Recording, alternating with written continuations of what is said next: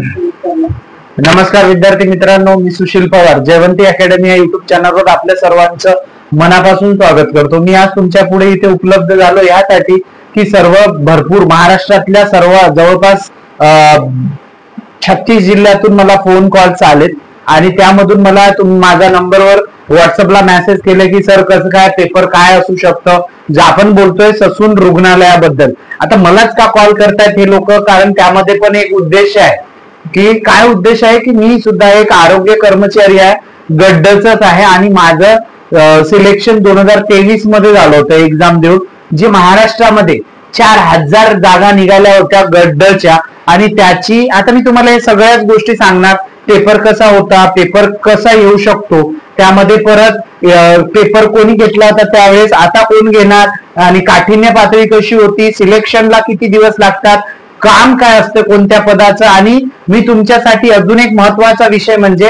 2021 पासूनचे जे question paper आहेत ते 2100 पासून ते 25 पर्यंतचे जेवढे IBPS आणि TCS नी एक्झाम घेतली आहे त्यावर एक म्हणजे अनालिसिस करून इम्पॉर्टंट महत्वाचे जे मला वाटते ते पेपरला येऊ शकतात। आणि मी फक्त युट्यूबर नाहीये, मी स्वतः एक्झाम देतो। मी आता 2020 मध्येच मी कमीत कमी 22 एक्झाम दिल्या आणि ते एक्झाम मी ह्यासाठी देतो की मुलांपर्यंत ते पोहोचावं बाबा की काय काय परिस्थिती आहे, एक्झाम कशी असते, काठिण्य पातळी कशी असते त्या एक्झामची, आणि त्यावर मी युट्यूबवर कसं व्हिडिओ बनवू शकतो यासाठी मी एक्झाम देतो। आणि दुसरा उद्देश तर आहेच, लागलो तर लागलो बाबा, लागलो तर बरंच माझं, आणि दोन्ही प्लस, भले पैसे जाऊ दे पण मला युट्यूबला व्हिडिओ बनवण्यासाठी त्याचा पुरेपूर माहिती म्हणजे उपलब्ध होते। अजून एक सांगायचं, मी कोणावर युट्यूबरला टीका नाही करत, पण एक सांगतो, जे युट्यूबर स्वतः त्या कंडिशन मध्ये आहेत, ते स्वतः त्या परीक्षा देतात, स्वतः त्या फील्ड मधले आहेत, त्यांचा युट्यूब चॅनलला तुम्ही काय करा, फॉलो करा। कारण काय असतं की तो स्वतः त्या परिस्थितीतून गेलेला असतो, त्याला पूर्ण संपूर्ण बेसिक पासून वरपर्यंत पूर्ण गोष्टीची नॉलेज असते की बाबा कसा प्रश्न येऊ शकतो, काय विचारणार, यावरून तो काय व्हिडिओ अपलोड करतो युट्यूबला। आता मी त्याच अनुषंगाने मी तेच करणार आहे 2021 पासून ते 25 पर्यंतचे, ज्यामध्ये TCS असेल IBPS असेल, या दोन्ही कंपनीने काय घेतले एक्झाम घेतली, त्याच्याच अनुसरून त्याला अनालिसिस करून मी एक क्वेश्चन पेपर बनवलाय, एक नाही तर 2 क्वेश्चन पेपर बनवले, जवळपास 300 प्रश्न मी तुम्हाला देणार आणि त्यामध्ये जसेच्या तसे पेपर पॅटर्नला ते प्रश्न तुम्हाला पेपरला दिसणार। नाही दिसलं तर चॅनलला अनसबस्क्राईब करा, बिंदास करा, कमेंट करून शिवे घाला, काही प्रॉब्लेम नाही, पण पेपरला तसे क्वेश्चन येणार आहे। कारण मी खूप एक्झाम दिले, मी 2018 मध्ये सिलेक्ट झालो होतो RRB ला, मी माझं नाही सांगत पण भरपूर मला खूप अनुभव आहे। आणि दुसरी गोष्ट म्हणजे मी पोलीस भरती आता 2022 पासून पोलीस भरतीला लेक्चरशिप करतो, 22, 23, 24, 25 4 वर्षापासून लेक्चरशिप करतो, आता सुद्धा लेक्चरशिप करतो। माझे 130 प्लस विद्यार्थी पोलीस मध्ये रुजू आहे मुंबईमध्ये, तर मला एक दांडगा अनुभव आहे, म्हणून सांगतो चॅनलला सबस्क्राईब करा, माझा नंबर घ्या, अजून पुढे बोलायचं नंबर घेऊन घ्या, पहिला 787503 4127 हा माझा मोबाईल नंबर आहे, व्हॉट्सअपला मेसेज करा, त्यावर तुम्हाला ते जो मी क्वेश्चन पेपर तयार करतोय आरोग्य विभाग, त्यामध्ये ससून रुग्णालय असेल पुणे, त्यानंतर DMER असेल मुंबई, त्यानंतर ठाणे महानगरपालिका भरती असेल, त्यानंतर ANM GNM चे सुद्धा सांगतो, त्यांचा जसा रिस्पॉन्स आला, हे सगळे क्वेश्चन पेपर आरोग्याशी संबंधित मी तुम्हाला उपलब्ध करून देणार आहे।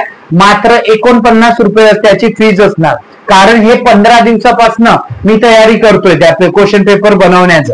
मग त्यामुळे काय होणार की मला पण त्याचा बेनिफिट झाला पाहिजे, मी पण 20-20 हजार रुपये भरून एक्झाम दिलेत, कशासाठी, तुमच्यासाठी, आणि काय तुम्हाला उपयोग पडलं पाहिजे त्या गोष्टीचा। म्हणून आता मला एक सांगायचं, हे झालं माझ्याबद्दल, नंबर तर नोट केला असेल। आता परत एक सांगायचं, मी क्लास 4 मध्ये एक्स-रे अटेंडंट म्हणून इथेच ठाणे डिस्ट्रिक्ट मध्ये वर्किंग करतो, ठीक आहे, आणि गव्हर्नमेंट आहे परमनंट, 2023 ची भरती होती, 23 मध्ये 4000 जागा राज्य सरकारने काढल्या होत्या सरळ सेवा मार्फत, 4000 मध्ये माझं एक मी ठाणे डिस्ट्रिक्ट मध्ये भरला होता, ठाणे मधून माझं सिलेक्शन झालं, मी सेंट्रल हॉस्पिटल उल्हासनगर 3 येथे कार्यरत आहे। आता ते झालं, त्यानंतर पेपर कोणी घेतला होता तर TCS, कोणी घेतला? TCS या कंपनीने एक्झाम घेतली होती आणि TCS दोन्ही एक सांगतो, एक 2 पेपर, एक IBS घेतं, IBPS घेतं आणि TCS घेतं. TCS काय होतं, पेपर लेवल थोडा इझी असतं. IBPS सुद्धा गट ड चे 10वी बेसवरच असते आणि ते सुद्धा पेपर पॅटर्न इझी असते. पण IBPS काय असतं, गुगली असतात प्रश्न. वाटते हाच उत्तर आहे 100%. आणि तो नंतर त्याचं जेव्हा रिस्पॉन्सशीट IBPS रिस्पॉन्सशीट देत नाही, जेव्हा आपल्याला फायनल माहित पडतं काय आपला स्कोर किती आला, त्यावेळेस माहित पडतं चला हा प्रश्नाचं उत्तर हा होता आणि मला वाटलं हा आहे, म्हणून तिथं आपण चुकतो. त्यानुसारच मी प्रश्नपत्रिका तयार केली. मग TCS आणि IBPS मध्ये काय फरक काय? TCS एक्झाम दिल्यानंतर 4 ते 5 दिवसानंतर रिस्पॉन्सशीट देतं, त्यानंतर महिन्याभरात तुमचा रिझल्ट लावतो.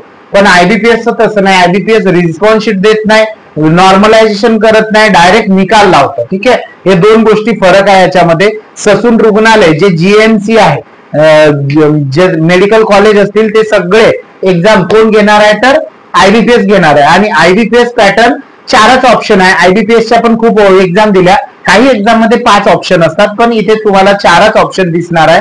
ते 4 ऑप्शन मधून तुम्हाला एक प्रश्न सिलेक्ट करायचा आहे आणि त्याच्यातून तुम्हाला उत्तर द्यायचे. आता सांगायचं एक्झाम कधीपर्यंत होईल बघा.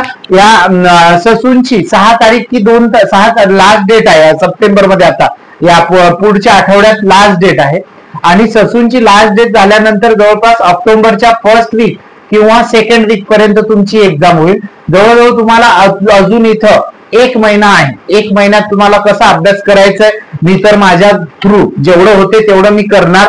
मी नोट्स पण देणार तुम्हाला, त्याचं एक्सप्लेनेशन सुद्धा देणार युट्यूबवर. म्हणून सांगायचं एवढं की नवीन असाल चॅनलला सबस्क्राईब करा आणि व्हिडिओ आवडला तर लाईक करा आणि माझा व्हिडिओ जास्तीत जास्त विद्यार्थ्यांपर्यंत शेअर करा, गरीब विद्यार्थ्यांपर्यंत. मी सुद्धा एका गरीब कंडिशन मधूनच सिलेक्ट झालो. ठीक आहे, धन्यवाद.